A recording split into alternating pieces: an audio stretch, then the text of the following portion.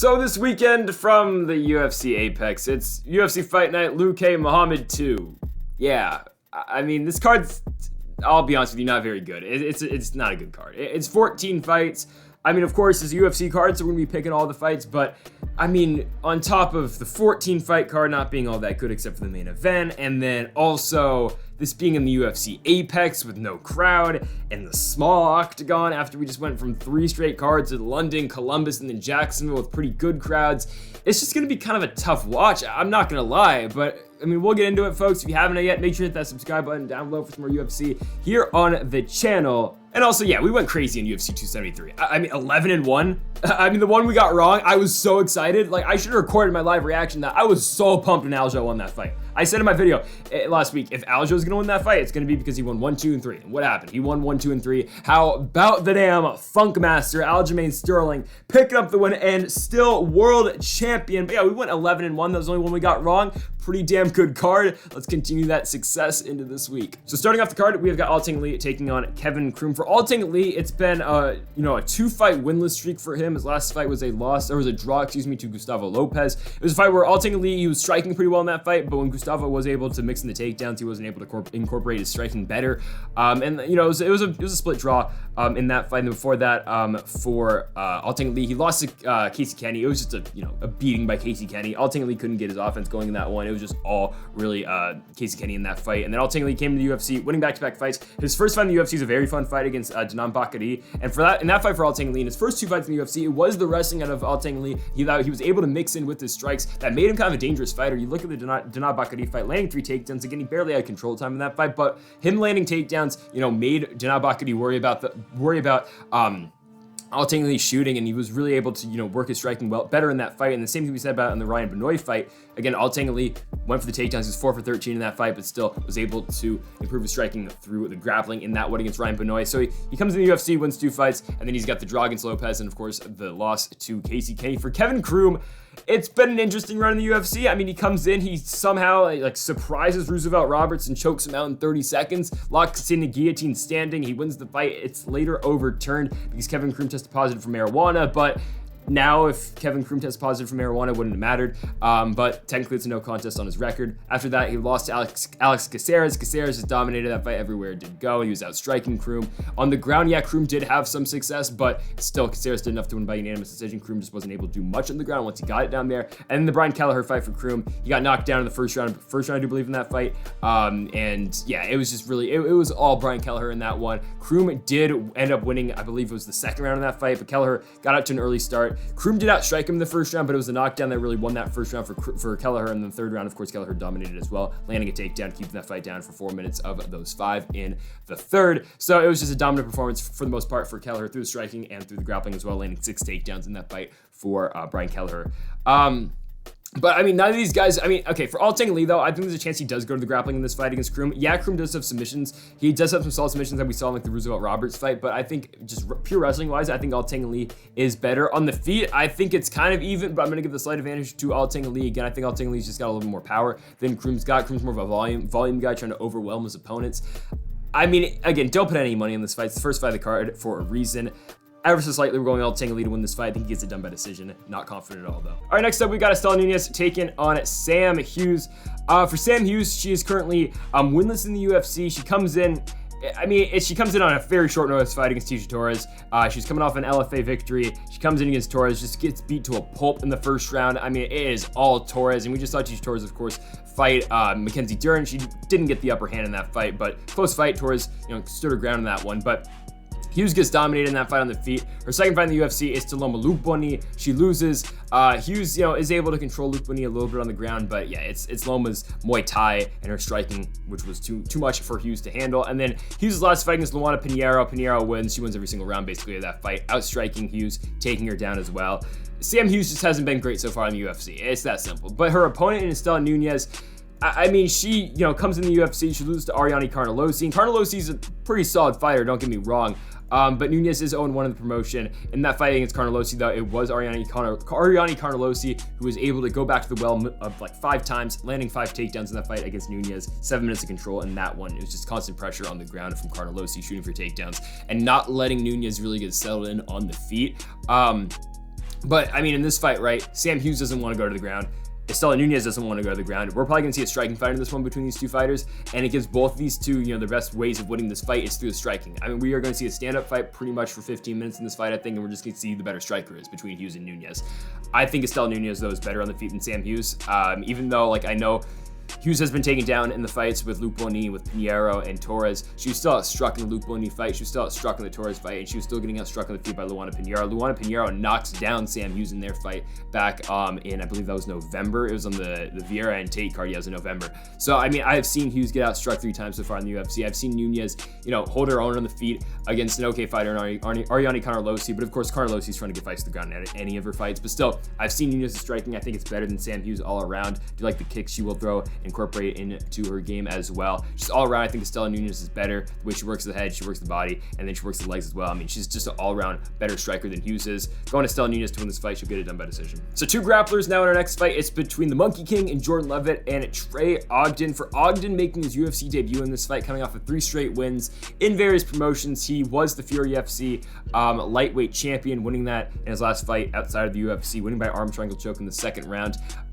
And Ogden's really good on the ground. I mean, he's got 11 wins by submission, 4 by decision, 0 by TKO in his career. His 3 losses, though, 3 out of his 4 losses in his pro MMA career do come by submission, which is a little bit concerning. His first one back in 2017, he got subbed by Thomas Gifford. Then he got subbed again by Gifford 2 fights later by guillotine choke again. And then in 2019, his last loss was to Nick Brown, current Bellator fighter. Brown coming off a big win over Nalo in his last one. Which, I picked Brown to win that fight. I was called stupid in the comment section. But anyway, Ogden did lose to Nick Brown. His last loss by rear naked choke in the 1st round. Now, Ogden's taken on a very good grappler. We know how good Jordan Leavitt is on the ground, but I think this fight's going to be very similar to when Leavitt fought Claudio Puelles. It was not an entertaining fight. It was kind of boring, but the two just kind of went at it on the ground, and we saw who the superior grappler was in that fight basically in the first 5 minutes. I think in this fight, we're going to find out who the better grappler is, and whoever that guy is going to take over in this fight and probably win a decision.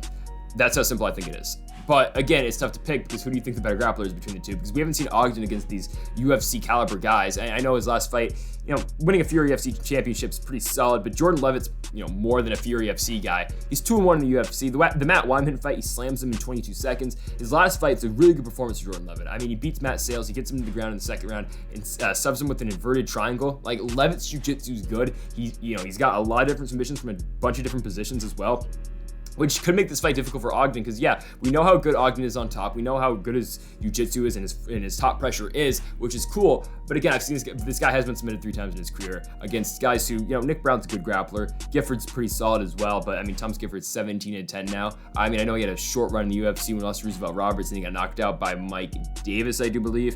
Now, of course, he's outside the UFC. I don't know if Gifford still fights. But, like, there's levels, right? So I think it's just a tough stylistic matchup for Ogden, but we'll see how good Ogden's jiu-jitsu is basically in the first 5 minutes of this fight. Like, whoever wins the first round, I think is going to win the rest of this fight. I don't think Leavitt's going to get submitted just because I know how good of a defensive jiu-jitsu game he's got. I think Ogden can get submitted by Leavitt, obviously, but I think if Ogden's going to win, it's probably going to be by decision. If Leavitt's going to win, it's either going to be by submission or by decision.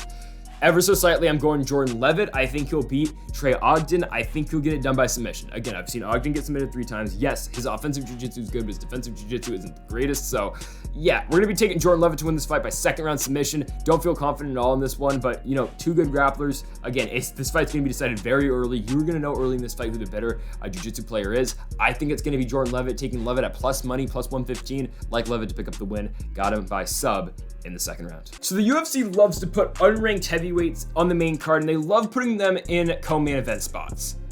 This is one of the fights where I wouldn't be mad about it. Like, they put Jake Collier and Jan Vellante, or no, it was like Jake Collier and Chase Sherman as a co-main event once.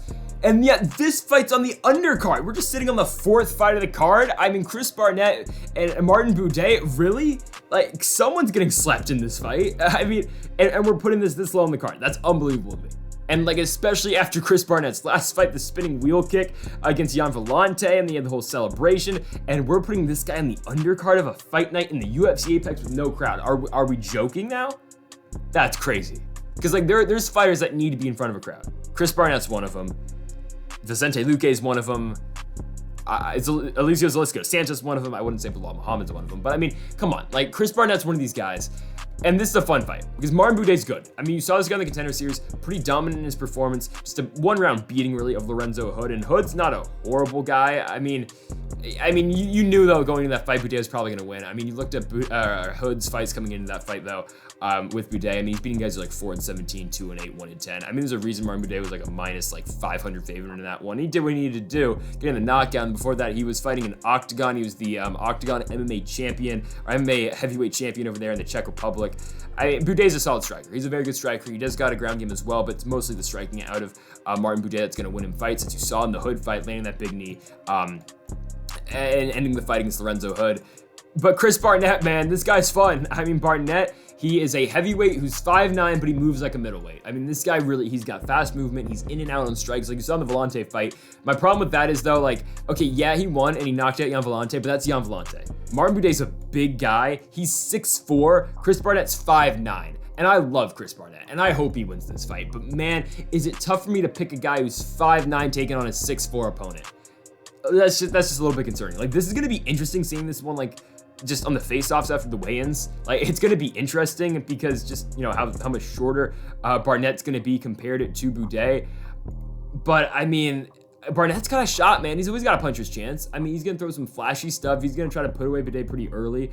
But I just think the size of Martin Buday is just going to be a little bit too much for Barnett. But actually, look at the reach advantage, though. Buday's only got a 2-inch reach advantage over Chris Barnett. So I think Barnett's 100% got a shot. Like, I think definitely he can win this fight, and I wouldn't put it past him to doing so. But I just can't pick against a guy who's 6'4" against a 5'9" opponent. Like, someone's probably getting knocked out. And I hate to say it, but I think it's going to be Chris Barnett. I think Martin Buday is probably going to weather the storm here. I think Barnett's going to try to come after him early and try to put him away early. But I think if Buday, again, can get out that first round and really just sit on his strikes and, you know, just get out the first half of the first round, honestly, because I'm going to pick Martin Buday to win this one with the first round knockout late in the first, kind of like the Lorenzo Hood fight. Again, I want to pick Barnett, but I just can't really justify it, honestly, because on the ground, I think Buday's better. On the feet, I think Buday might not have as much power as Barnett's got, because Barnett does throw a lot into his strikes, but I just think all around, technically sound, Buday is better on the feet. So yeah, I'm going to go Martin Buday to beat Chris Barnett. Unfortunately, he's going to get done in the first round by KO. So we haven't seen Jesse Ronson since 2020 in the summer of that year in Fight Island when he beat Nicholas Dalby. And it was a big underdog pick that Ronson won. I mean, I picked Dalby. I think I called it maybe a lock that night. But yeah, Jesse Ronson came in there, subbed him in the first round. I mean, he was beating Dalby on the feet. He knocked Dalby down in that fight, and he ended up winning a very naked choke in the first round. Now, that fight did get overturned because Ronson tested positive for a steroid. I don't know. I mean, Wikipedia's telling me it's metaniidone. I don't know what that is. My English isn't the best. Actually, I probably shouldn't have said that, but I don't know. I mean, I don't know what that is, but apparently it's a steroid. Anyway, though, Jesse Ronson, if you don't look at that and you just look at the pure fight itself, it's a good win for Jesse Ronson because he's beating Dalby on the feet. Eventually, the fight ends up on the ground. Ronson locks in that rear naked choke and taps him out. And for Hoffa Garcia, he's 1-2 in the UFC. His last fight, he beats Natan Levy. I thought Levy was going to get Hoffa Garcia in that fight. Garcia was 0-2 in the UFC coming into that fight.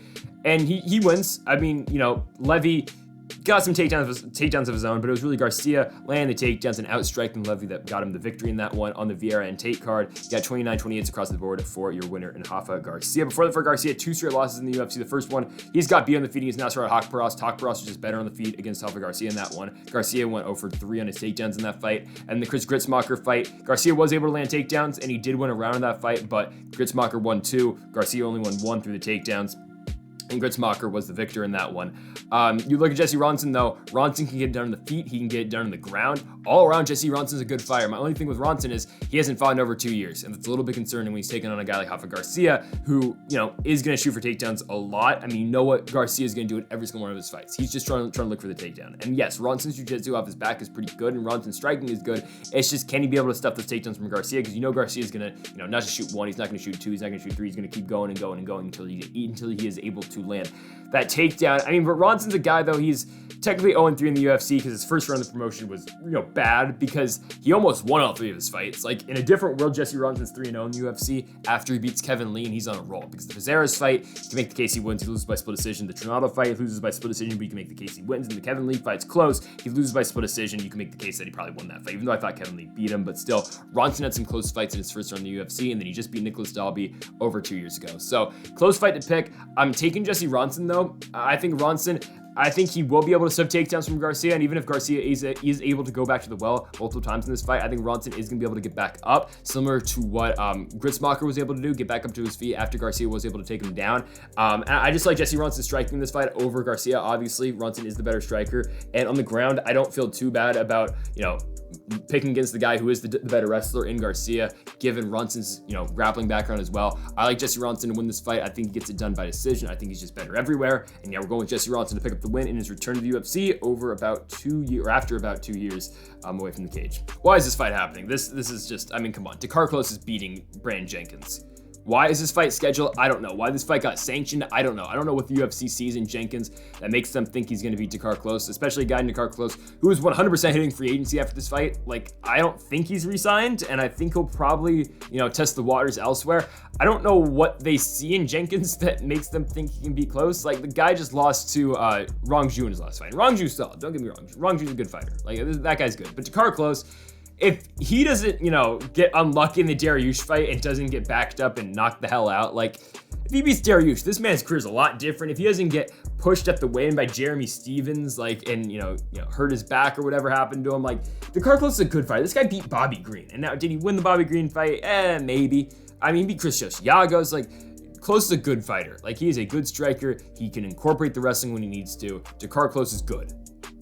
I don't know if I can say the same about Brandon Jenkins, right? Because Brandon Jenkins, I think the UFC signed him because he knocked out Jacob Coburn. I think that is the biggest reason why they did sign him. But Jacob Coburn's a guy who was in the UFC, and then he comes to PFL. Jenkins flying knees him, which is huge. It's a huge victory for Jenkins. And Jenkins will always have that. He will always have that one-shot knockout power, which, okay, can happen. And maybe, yeah, if he is able to land that one bomb against Klose, then okay, maybe he'll be able to win the fight.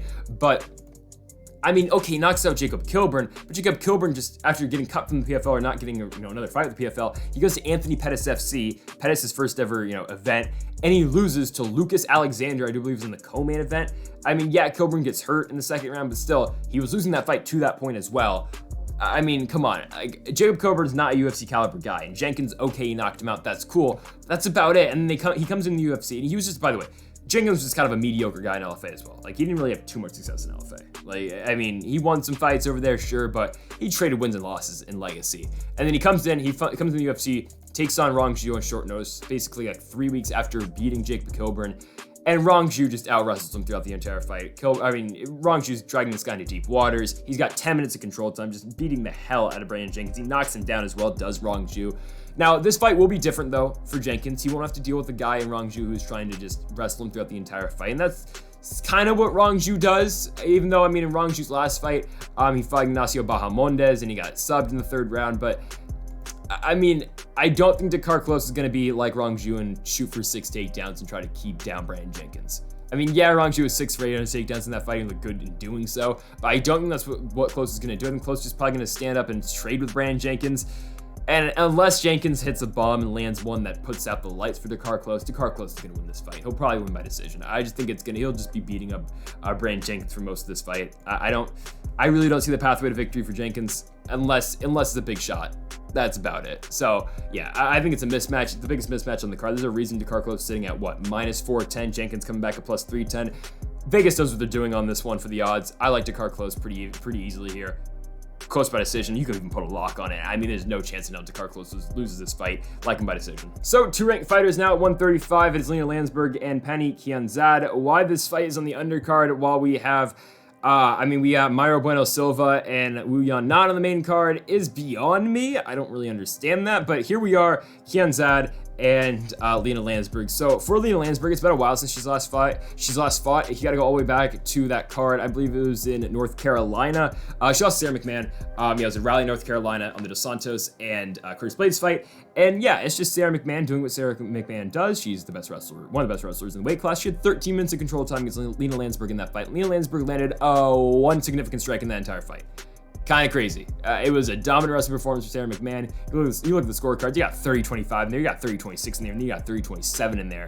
Not often you see those, but yeah, it was a very good performance for Sarah McMahon, and Lansberg has not fought since. So it's been over 2 years since Lansberg has last fought, because before the Sarah McMahon fight, hell, she's winning 2 fights in a row. She beats Macy Chasson, which is not an easy thing to do. She came in there, and she was a better wrestler in the Chasson fight. She was able to take down Chasson. She was able to control Chasson on the ground as well, winning the fight by unanimous decision. And before that, she just beat the brakes out of Tonya Evinger. That fight wasn't really competitive at all, because it was Lansberg again going to the ground, beating up on her opponents, and that's what Lansberg was doing before her fight with before her fight with Sarah McMahon, where she was just outclassed on the ground. Now, Kunitskaya, though, was a better grappler than Lansberg, because Kunitskaya had 10 minutes of control time in their fight, UFC 229. I just think that's like that's just kind of like the way Lena Lansberg fights are. If she's a better wrestler, she wins. If she's not the better wrestler, she loses. Penny Kianzad, she's good defensively, I would say, wrestling. Because, I mean, yeah, Alexis Davis didn't really go to the well that much in their fight at UFC 263. Kianzad's last fight against Raquel Pennington, it was close. She lost it by unanimous decision. Now, Raquel Pennington's a very good fighter, though. I mean, we just saw, again, her beating Aspen Ladd. I mean, not to pat myself in the back or anything, but I did get that fight right, just saying. But Kianzad is solid defensively on her takedown defense, 77% takedown defense so far in the UFC. If Lansberg isn't able to land that takedown, I think Kianzad does keep this one standing, and she probably does outstrike Lena Lansberg, because Lansberg's striking isn't the greatest. I mean, we know she's got the Muay Thai background, I get it, but it hasn't really turned out that much in the UFC. Like, I don't know, because she barely landed against Chasson, even though she won the fight. She did land a lot against Evinger, but I don't know. I just think at 40 years old, it's tough for Lena Lansberg to win a fight like Penny Kianzad, who's 10 years younger than her. And I just think Kianzad's quicker on the feet. I saw her get into a war with Alexis Davis. She did eat some bombs from Davis, but Kianzad was landing. She landed 124 strikes in that fight. She landed 92 against Eubanks, and then 103 against Correa. And she was landing some on Pennington, but again, she just didn't get the decision winning that one. I just think Kianzad's better than Lansberg. I think Lansberg will try to go to the takedowns a lot in this fight, but I don't know if she's going to be able to land against Kianzad. I just think Kianzad's better. She's younger. She's faster. Penny Kianzad beats Lena Lansberg, especially. It's tough picking Lansberg coming off that over a 2-year layoff. Yeah, it's just tough picking her. Penny Kianzad's younger. She's better. Penny Kianzad wins this one by decision. So at heavyweight, yes, at heavyweight, it is Devin Clark and Will Knight.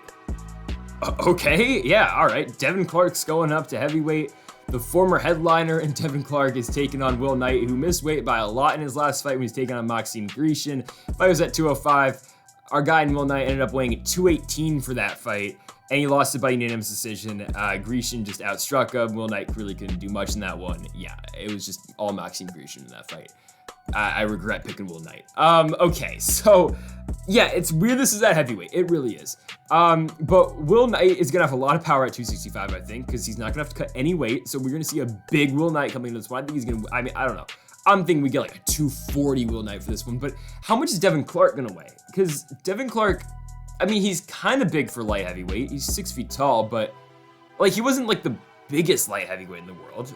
Like Anthony Smith looked relatively like kind of big next to him. I don't know. I just think it's weird Devin Clark's going up to 265. Like, I was surprised when I saw this one was at heavyweight. Because I thought Will Knight was going to be a heavyweight. But Devin Clark, I didn't see that one at all. I honestly didn't. But in this fight, I mean, you saw Clark's last fight against Jan Kutelaba. Got taken down at will in that one. Knight is solid with his wrestling. I mean, you saw that's what he was trying to do with Grishin. He did get taken down at will against Da Eun Jung, but the Alexa Kammer fight, it was Will Knight going to well multiple times through his takedowns, and maybe that's what he will do. Maybe that will be the game plan for Will Knight against Devin Clark. Because if that's his game plan, okay, I think that's how I think he can definitely beat Devin Clark, 100%. I think he can just go to the well a million times with the takedowns, and I think he would be able to land against Devin Clark, considering I think Will Knight will be the bigger guy, and I think he will be the more physical guy and the stronger guy in this fight with him and Clark. On the feet, though, Devin Clark's not this one-punch knockout power guy, though. Devin Clark hasn't knocked anybody out in the UFC. So now he's going up to heavyweight in a weight class that relies on knockouts and taking on a guy who hits very hard in William Knight. I know Knight's only got, 2 knockout finishes in the UFC if you count the contender. He's got one against Cody Brundage, okay? But, I mean, the way that dude knocked out Fabio Chiron, I mean, yeah, he put that dude out. Like, he knocked out the Water Buffalo in their fight. He won a knockout of the night in that one as well in August 2021. Like, Will Knight hits hard. Devin Clark, sure, he could be one of these volume guys at heavyweight where, yeah, he's putting on the pressure and he's avoiding the big power shots from William Knight, but I don't think that Devin Clark's game really fits at heavyweight, and especially I don't think it fits against a guy like William Knight, because again, Knight, if he wants to go to the takedowns, I think it's going to be there against Clark, because I think he'll be the stronger guy, I think he'll be the more physical guy, and then on the feet, yeah, maybe Clark will be able to touch Knight up like what Maxime Grishin did, but then in that sense, it only takes one from William Knight, who I think has so much more power than Devin Clark's got, especially at 265, let alone, I mean, at 205, Knight's got more power. At 265, he's gonna have so much more power than Devin Clark. I just think it's a nightmare matchup for Devin Clark. I just think it is. So I'm taking William Knight to win this fight. I think he's gonna get a TKO finish, whether it be on the ground or it be on the feet. I just really like Knight to win this one. I just think stylistically this is a very tough fight for Clark, making his heavyweight debut, taking on a guy like Knight who is strong, he's physical, he's a good wrestler when he needs to go to it. And Devin Clark's takedown defense wasn't great in his last fight against Cutelaba. Yeah, I like Will Knight to come in here. I think he's really just going to beat the brakes off of Devin Clark. I got a first-round knockout finish for Will Knight in his heavyweight debut. I know he lost to Grecian. He didn't look great in that one. But again, stylistically, this fight really favors him against Devin Clark, going with William Knight to pick up the win in his heavyweight debut by first-round knockout. So, I mean, we're feeding Munir Lazzez right back into the wolves in this fight. I mean, my goodness. You're giving this dude Eliseo Zaleski dos Santos after over a year off. This guy just got beat down by Warlley Alves in his last fight. It was a fight where, I mean, I didn't see that one coming. It was just Alves for 2 minutes just dominating Lazzez on the feet. Lazzez couldn't get going. Alves was working the body, and Warlley Alves, not like he's some, superstar. He just got knocked out by Jeremiah Wells his last fight. And Alves put it on Lazzez. Like, Lazzez didn't do anything in that fight. I mean, he got outstruck 17-2 in 2 minutes. That's not good. That is not good. That's significant. 24-2 on the rate on just total strikes. And now you're feeding this guy Eliseo Zaleski dos Santos. And yeah, dos Santos is getting older, he's 35, but the way that dude beat Benoit Saint Denis, I mean, my goodness. That fight should have been stopped. It should have been stopped. But dos Santos beat that dude up, bro. That was a disgusting fight. And now we're giving this guy Munir Lazzez. I just think dos Santos is going to run right through him. I think he's going to. Like, Eliseo Zaleski dos Santos, he probably should have beat Muslim Salikov and go rewatch that fight from UFC 251. He beats Kunchenko his fight before that. He loses to Li Jingliang. He gets knocked up in the Leech in the third round, but the Leech is a good fighter, don't get me wrong. Before that, he beats Chris Millender. He beats Venderimi. He beats Sean Strickland. He beats Max Griffin. He beats Lehman Good. He beats Kaden Nakamura, and then he beats Omar Akhmedov before that. And then before that, he loses to Nicholas Dalby by split decision, a fight that maybe he should have won. The only fight that Zaleski dos Santos has lost convincingly in the UFC was the Li Jingliang fight, because Li Jingliang like knocked him down 3 times in that fight. But Eliseo Zaleski dos Santos is a crazy dude who's gonna throw spinning back hook kicks like he did when he knocked out Sean Strickland, flying knees when he knocked out Venderimi, and he can go back to the ground if he needs to when he subbed Chris Millender. And the Benoit Saint Denis fight, again, it was just, I mean, my goodness, it was just constant pressure out of Zaleski dos Santos, throwing all he's got against Saint Denis. And then, yeah, I mean, I know Saint Denis, stayed in the fight, but man, I mean, this is tough for Munir Lazzez. I just think this is a guy who just got beat by Warlley Alves. I know it's been a while, and he's booked against Nicholas Stoltze. Lazzez couldn't get into the country, so that fight didn't happen, but I mean, even the Munir Lazzez that beat Abdulrazak Alhassan, that guy was good. I mean, that Munir Lazzez is very good. He's working the body really well. He's digging the body, working the head of Abdulrazak Alhassan. Alhassan couldn't get going in that fight against Lazzez, and that was a good performance for Munir Lazzez. But even that guy, I don't know if he beats Eliseo Zaleski dos Santos. Like, dos Santos is truly one of the more underrated guys in the sport. He really is. And this guy throws a lot of power. He's got a lot of flashy stuff as well. It's a tough fight for Munir Lazzez. It just is. Like, I got nothing else to say.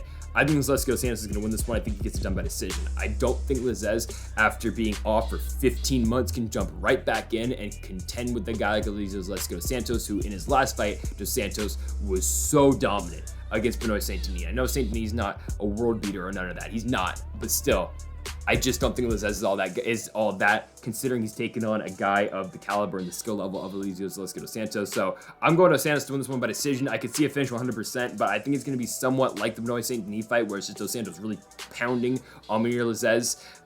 Okay, maybe not best use of the English language on that one, but I just think it's going to be a dominant performance for dos Santos on the feet. I just think really he's going to be outstriking Lazzez for 15 whole minutes. And yeah, I like Eliseo Zaleski dos Santos to win this one by unanimous decision. Okay, so like what we saw in the Dakar Klose and Brandon Jenkins fight, I don't know why Sabatini's got to fight TJ Laramie, because I don't think this fight's all that competitive. And I know TJ Laramie hasn't fought in a while. You go back to his fight in September of 2020, we lose to Derek Minner. Okay, not much happens. Minner's like kind of beating him on the feet, which is a little bit concerning to start the fight, to the point where Laramie's got to shoot for a takedown. He shoots for a takedown. It's a pretty deep shot, but then Minner jumps the guillotine. He locks it in, goes to his back, and taps out TJ Laramie in 48 seconds, give or take. That's about it. 52 seconds exactly. Okay. Pat Sabatini's a problem on the ground. Like, Pat Sabatini, he's got the jiu-jitsu basically of a Derek Minner. The guy's been very good so far in his UFC run. He comes in, he dominates Tristan Connolly on the ground. Then he beats Jamal Emmers after Emmers, was looking good on the ground until he wasn't, and then Sabatini locked in a heel hook and put him away. And the Tucker Lutz fight, it was all Sabatini on the ground beating Tucker Lutz. He had 11 minutes of control in that fight. So I don't think Laramie's gonna be able to take down Sabatini, and if he was to take down Sabatini, why would he? Because Sabatini's better than Laramie on the ground. On the feet, okay, Laramie, yeah, should have the advantage, but is he gonna be able to keep this fight standing? I don't think so. Because if Pat Sabatini can take down Tristan Connolly, if he can take down Tucker Lutz, who's to say he can't take down TJ Laramie, right? I mean, Laramie was a huge favorite coming to the Minner fight, and was I disappointed? Sure, he's a minus 315 favorite in that one, and he was booked against Damon Jackson. He was booked twice against Melzik Bogdasarian. Both those Bogdasarian fights never happened, but now you're getting a guy in Pat Sabatini who's been pretty untouchable so far in the UFC. He hasn't really lost a fight since 2018, where he lost it by split decision. I mean, the guy's really good. Like, Sabatini's an ace on the ground. He's got 10 submission wins to his name. I don't think he's going to have too many problems with TJ Laramie. I think he'll be able to take down Laramie early in this fight. I don't even think he's going to have to worry about the stand-up game against Laramie. Like, yeah, Laramie can throw bombs and he can throw, some hard strikes, but I think Sabatini's going to shoot for a double quickly, get this fight down to the mat, and I think he's going to submit TJ Laramie. I think we'll get it done in the first round. Like, that's how good I think Pat Sabatini is. This guy's been very impressive so far in the UFC. He's 3-0 for a reason. 16-3 is the total record, but when you look at two of those losses, they probably shouldn't be on there. One's an injury, and then one's the split decision loss that he probably should have won. The guy's good. Pat Sabatini is a very good fighter. I don't think he should be in there with the guy like TJ Laramie, because Laramie's just not on Sabatini's level. At least just not yet. I like Pat Sabatini all day in this one. It's going to be a first round sub. He's just a better ground fighter than him and Laramie. I know Laramie's fight against Minner doesn't completely correlate to this one because he went for a takedown and then Minner just jumped to guillotine, but who's to say Sabatini's not going to do the same thing? Honestly, though, in this fight, Laramie shouldn't be wrestling with Sabatini. I think Sabatini's going to wrestle with him, and I think Sabatini's just better with the wrestling. I think that's going to be enough to push him to victory. Once he gets this fight in the ground, I think it's trouble for TJ Laramie. I like Pat Sabatini to beat TJ Laramie, get it done by first round sub. So next up, we've got Mayra Silva taking on Yanan. I don't know why this fight's so high up on the card, but here it is. For Yanan, she's 1-3 in the UFC. Her only win is that win over Laura Mueller, where she did look good in that fight, given, she subbed Mueller in the first round. I think that fight was in Shanghai or was in Beijing. It was on the Blades and Ngannou 2 card. All right, she wins the fight. Cool. She wins by submission in the first round. But her other fights in the UFC was a loss to Gina Mazzani, where she's got out-wrestled by Gina Mazzani, which isn't the greatest thing to see. But Mazzani was able to control Yanan on the ground at 8 minutes of control in that one. The Mizuki Inoue fight, now you can probably make the case Yanan wins that one. I don't really get the scorecards on that one. They gave it to Inoue. Close fight. It could go either way. And then the Jocelyn Edwards fight, it was just all Jocelyn Edwards beating up on Yanan on the feet.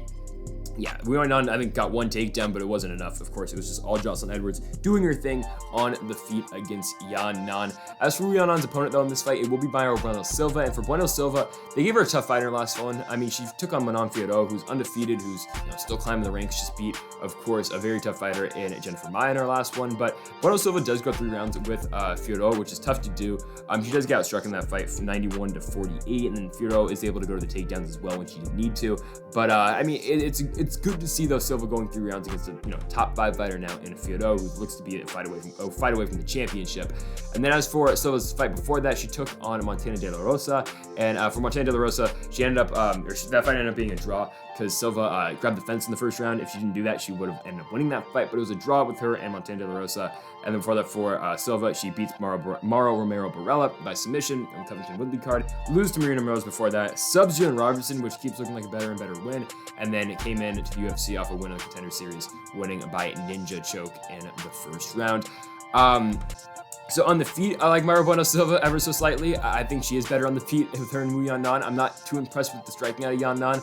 And I have seen Silva go in there. She was able to outstrike Montana De La Rosa in their fight, because in that one, Montana De La Rosa obviously is always a better wrestler when she fights, and Silva kept it standing. The points of that fight where that fight was standing, Bueno Silva was really working her jab well against De La Rosa. And then even when you look back at the Fialho fight, yeah, Silva's losing, but she's holding her own on the feet against a pretty solid striker in Fialho. And the same thing said in the Moroz fight. I'm just not impressed with Yanan at all. And the thing is, I'm talking about the striking, and I think Silva's got a chance to win. We're not even talking about where Mayra Silva's the best at, and that's on the ground. And on the ground, this one's not competitive at all. I mean, Mayra Silva's going to come in here. She's going to look for a takedown early. She'll probably land that takedown early. The thing is, with this, though, Silva's never landed a takedown in the UFC. We know how good her jiu-jitsu is, but she still hasn't landed a takedown, because in the fights where she has won by submission, it's been the Robertson fight. Robertson was the one who took her down, and then Silva was on bottom and ended up getting an armbar. In the Borralho fight, can be the same thing. Borralho landed the takedown, and then Silva got her from her back with an armbar. So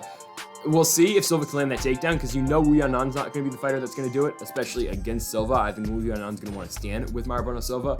But I think anyway, though, Silva's going to find this one on the ground, and I think she will be able to get a submission. If not, she'll be able to win it on the feet, through striking, throughout volume with Yanan. No matter what, though, I'm going with Silva to win this one by decision. I won't pick submission, just because I don't know if Silva's going to be able to get the fight down there. But anyway, I still think Silva's going to win. I like Marabona Silva to beat Yanan. I think she'll get it done by unanimous decision. So it's a striking affair between Miguel Baeza and Andre Fialho. For Fialho, coming off that fight where he didn't, get finished by Michel Pereira, but he got beat up pretty bad in that one. Pereira was able to outstrike Fialho, basically 2-1 in that one, on UFC 270 in Ngannou and gone. And yes, Fialho took that fight on relatively short took it on short notice the week before, which was on Cater and Chikadze, got moved the pay-per-view card, but still, Pereira beat him, and then now you're looking at Fialho versus Baeza, and it is kind of tough for Fialho because this is only 3 months after taking all that damage in the Pereira fight, which does concern me a little bit.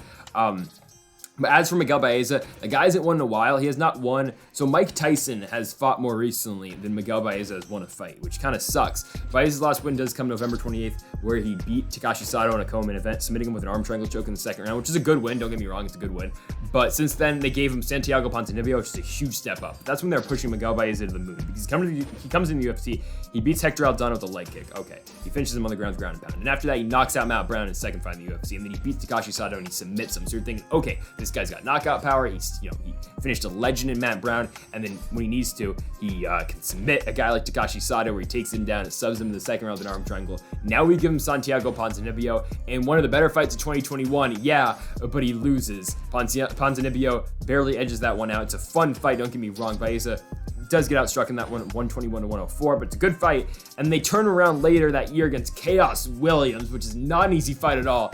And Williams ends up knocking him out in that third round, but that was a crazy fight for as long as it did last. But again, Baeza was losing that fight up to that point against Williams. Now they give him a guy in Andre Fialho, who's a veteran of the sport. This guy's been fighting for a while, and he's only 28 years old, but Fialho's been around for a while, and he's fought in Bellator before. He fought Chidi and Njokuani over there. He fought in PFL where he lost to Chris Curtis. He fought in LFA. He was an ex-MMA main eventer against James Vick of their first card, where he knocked him out in the second round. Like, Fialho's got power. And Fialho's 4 fights heading into the UFC were all knockout finishes. His last one being against a former UFC fighter as well in UAE Warriors. Of course, we're talking about Stefan Sekulic, who just lost most recently in February on ACA. But yeah, Fialho was knocking out like UFC caliber guys like a James Vick as well, right?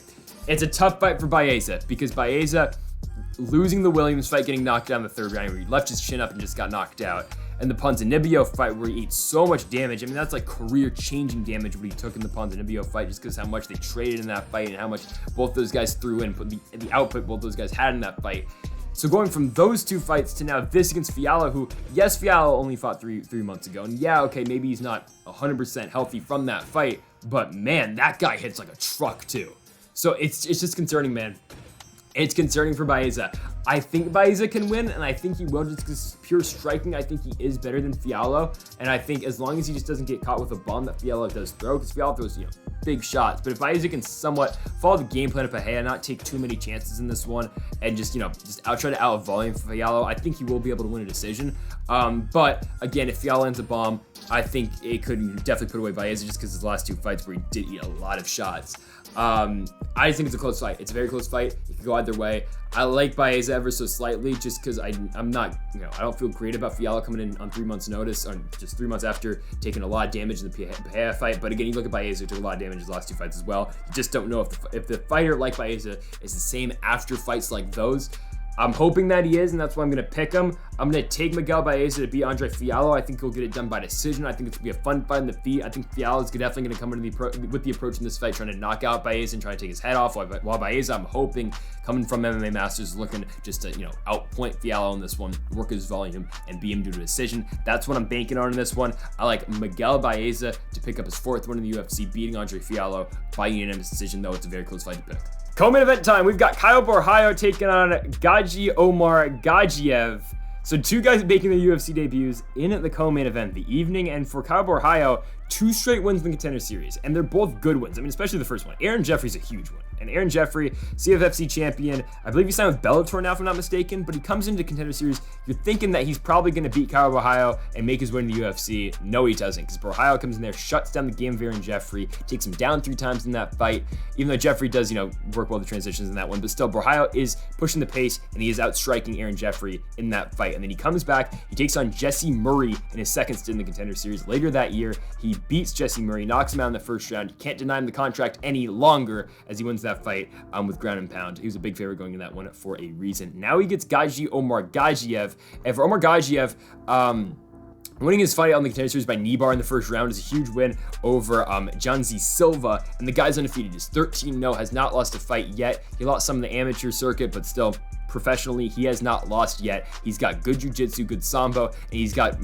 good striking as well, especially once he does land a takedown as well. He's got good ground pound. I mean, Omargadzhiev's a good fighter. He's a good fighter. He's 29 years old, fighting out of Russia. I just think it's a fun fight because Borralho, you know what he's good at too. I mean, Borralho can get the job done on the feet, he can get it done on the ground, as you've seen in his fights on the Contender. Again, the Jesse Murray fight. In the Murray fight, he does knock him down. He keeps him the pressure on the ground and finishing him in the Borralho and Jeffrey fight. He is able to land takedowns against Jeffrey. I know he doesn't keep that top positioning, but still, he showed in that fight against Jeffrey that he is able to get takedowns, use his wrestling, and work that game as well. So Borralho's a very well-balanced fighter. For Omargadzhiev, more can be said. I mean, the guy's good on the ground, he's good on the feet. I just think this is a very fun fight, man, because you see that Omargadzhiev's got the power on the feet, and then you look at his fight in the Contender, he's able to get a knee bar as well. He's able to get the fight done on the ground. I just think this is a fun fight. It's a fun fight between Omargadzhiev and Borralho. In the co-main's interesting, though. It's interesting that they put this fight so high up on the card. But man, it's a good fight. I think Omargadzhiev is able to win this one just because I think his jiu-jitsu's better, or I wouldn't say jiu-jitsu, but it's just overall ground game is better than Borralho. You did see Borralho in the fight with Aaron Jeffrey was able to get flipped a couple times in that fight, and Jeffrey was able to take over on the ground after Borralho was able to land those takedowns. I mean, the Murray fight, I don't know how much weight you can put in that one because Jesse Murray probably should not have been in there with Kyle Borralho. He probably just shouldn't have been in there with that in that fight. They kind of rushed a guy to fight Borralho a second time in the Contender Series that year, but I think Borralho is going to be good. I think he is, but I think Omargadzhiev is a little bit better on the feet. I would give the advantage to Borralho. I think ever so slightly, I would give the advantage to him. But I mean, I don't know, because Omargadzhiev's got some power on the feet too. Like, Omargadzhiev is not maybe the most technical fighter on the feet, but he's got some power. Same thing you said about Borralho. It's a fun fight. It's a good fight in the co-main event here with 2 UFC debuting fighters. Ever so slightly though, I'm going Gaji Omargadzhiev to win this fight. I think could get it done by decision. And yeah, I'm going Omargadzhiev to pick up the win. So if that last part of the video was a little bit staticky, I don't know why. I think we're good now. So it's main event time. It's Belal Muhammad taking on Vicente Luque. For the second time, of course, their first fight, you got to go all the way back to UFC 205, McGregor versus Alvarez, and Vicente Luque knocks out Belal Muhammad in a minute. Okay, but a lot has changed since that fight. So you look at Vicente Luque, he's one of the top contenders. Now, Belal Muhammad, has progressed himself and being one of the top competitors at 170 as well, which is kind of crazy to say. Remember the name, because now Belal Muhammad's cracked in like somewhat the top 5 of the weight class. I think, he's number 5? Yeah, he's number 5. So really good fight here. 4 versus 5 in Luque and Muhammad. For Vicente Luque, though, coming off those 4 straight wins, you look at the Nico Price fight, it's an absolute barn burner. And with the exception of the Wonder Boy fight, Nico Price has been on a roll. I mean, his loss in the UFC, by the way, or did I say Nico Price has been on a roll? Vicente Luque has been on a roll. Vicente Luque has lost in the UFC since 2015, 2016. It's Leon Edwards and Stephen Wonderboy Thompson. That's it. That's all. Like, I mean, the guy's fought the best of the best. And the Wonderboy fight, that was still one of Stephen Wonderboy Thompson's fights where, like, all right, this guy's still got it until you saw the Belal Muhammad fight, and we're like, what the hell? And we're going to talk about the fight right now. Belal Muhammad and Stephen Wonderboy Thompson was not competitive. It was Belal Muhammad landing 7 takedowns. He went 7 for 9. He held at Wonderboy down for 12 minutes of that fight, and it was just kind of sad to see, as a big Wonderboy fan, to see one of your guys just get absolutely dominated on the ground by Belal Muhammad. Yeah, okay. Belal before that beat Damian Maia. It just wasn't a great fight. It was a stand-up fight between Damian Maia and Belal Muhammad, and that went as well as you think it's going to go. Exactly not good at all. For Belal, he got the main event spot against Leon Edwards. Leon poked him in the eye. Edwards Scissorhands was the nickname. Edwards Scissorhands was born with that fight. And I mean, it was the fight got stopped in the second round. Belal before that beat Diego Lima. He beat Lima Good. He beat Takashi Sato. He beat Chris Millender, and he lost to Jeff Neal before that. Okay, Belal Muhammad's going to do in every single fight. Belal Muhammad's not going to go in there and try to outstrike Vicente Luque. That's not going to happen. Belal Muhammad's going to try to take down Vicente Luque and keep him down on the ground. If he can do that, he'll win the fight. If Belal can replicate the game plan that he did against Stephen Wonderboy Thompson against Vicente Luque, he is going to win the fight if he's able to keep Vicente down. That's the problem. He can take down Vicente Luque. I think he probably will be able to take him down at least one point in this fight, but does he want to be on the ground with Vicente Luque? Because you saw when Vicente Luque just did to Michael Chiesa, right? Chiesa landed a takedown, and then, oh crap, he got stuck in a darce. Luque locked it in, fight over, he wins. And Chiesa's a guy who's supposed to have really good jiu-jitsu as well. Belal's got good wrestling, he's got good grappling, but Vicente Luque's on a different level, honestly, when it comes to the ground game. And we're not even talking about Vicente's work on the feet. I mean, the guy almost knocked out Tyrone Woodley. He put a dominant performance on Randy Brown. He outstruck Nico Price for 3 whole rounds, to the point where they had to stop the fight because Nico Price's eye was all messed up. The guy stood there for 15 minutes and stood with Wonderboy Thompson. Did he lose the fight? Sure, but even Belal Muhammad didn't want to stand with Wonderboy. I mean, obviously he didn't want to, but right? Luque stood there and traded with Wonderboy. He beat up Mike Perry on the feet, even though I thought Mike Perry won that fight, just saying. He knocked out Derek Krantz. He put away a very tough guy to put away in Brian Barberena. That guy is so tough, and Luque knocked him out. He knocked out Jalen Turner, who keeps on winning. The guy's really good, and hell, he knocked out Belal Muhammad in their first fight in 1 minute. What's to say that's not going to happen again, right? Like, honestly, like, yeah, Belal maybe be able to, work on the clinch here, shoot for a takedown, land one, but does he want to be down there with Vicente? I mean, he's going to have to want to be down there because that's the only way he can win this fight, but Vicente's so good off his back, he's so good at scrambling, he's so good at getting, locking in submissions. It's just all around, this is a nightmare matchup for Belal Muhammad, it is. Because Belal's going to be perfect for 25 minutes. Because Belal's not going to finish Vicente Luque. It's just not what Belal Muhammad does. When was the last time Belal Muhammad's finished a fight in the UFC? Takashi Sato, he subbed him UFC 242. Is that his only finish in the promotion? I think it is. Or maybe I thought he finished Augusto Montano back at Fight Night Poirier-Johnson in September 2016 in Texas. Yeah, the guy doesn't get finishes. So Belal, to win this fight, is going to have to go 25 minutes, and he's going to have to be perfect for 25 minutes. It's a very tough fighter, the number 4 fighter in the world, Vicente Luque. If he does that, then he'll win the fight. But that's a huge ask out of Belal Muhammad. It truly is. Because that's how good Vicente Luque is on the feet. That's how good Vicente Luque is on the ground. I just think it's so tough to be perfect against Garcia. And when you're asking that out of Belal, I don't think he's going to win because he's going to screw up once. Either Luque's going to catch him with a shot, Luque's going to catch him with the ground with something. Again, I just think this fight favors Vicente Luque so much over Belal Muhammad, and I think he's going to win. I've got Vicente Luque to knock out Belal Muhammad. I think he gets it done in the 3rd round. I think in the first, Belal should be able to land a takedown. I think Luque is going to threaten him off his back, but he'll get back up, and I think he'll really work his striking against Muhammad.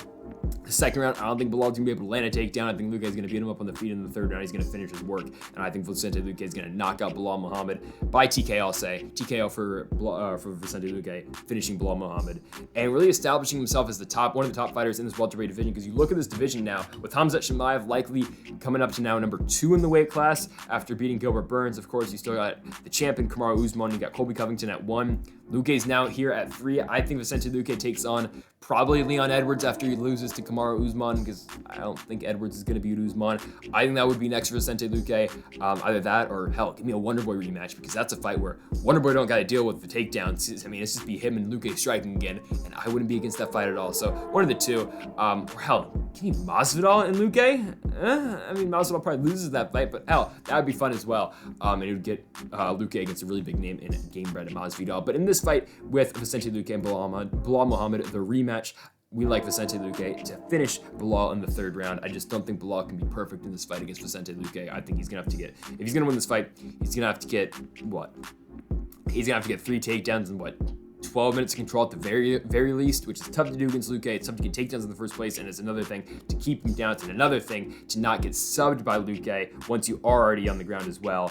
Again, it's just such a tough ask for a guy like Muhammad to win this one, and that's why we're back in Vicente Luque in the main event in the rematch between Luque and Muhammad to pick the win, winning this one by 3rd round TKO. And folks, thank y'all for watching another UFC preview and predictions here on the channel with Vicente Luque and Belal Muhammad. We'll be back next week for the card between Amanda Lemos and Jessica Andrade back in the UFC Apex, because of course, but that's coming up next week. For now, Luque Muhammad from the Apex this Saturday night. So folks, thank y'all for watching. Make sure to hit that subscribe button down below for more, and Mamba forever.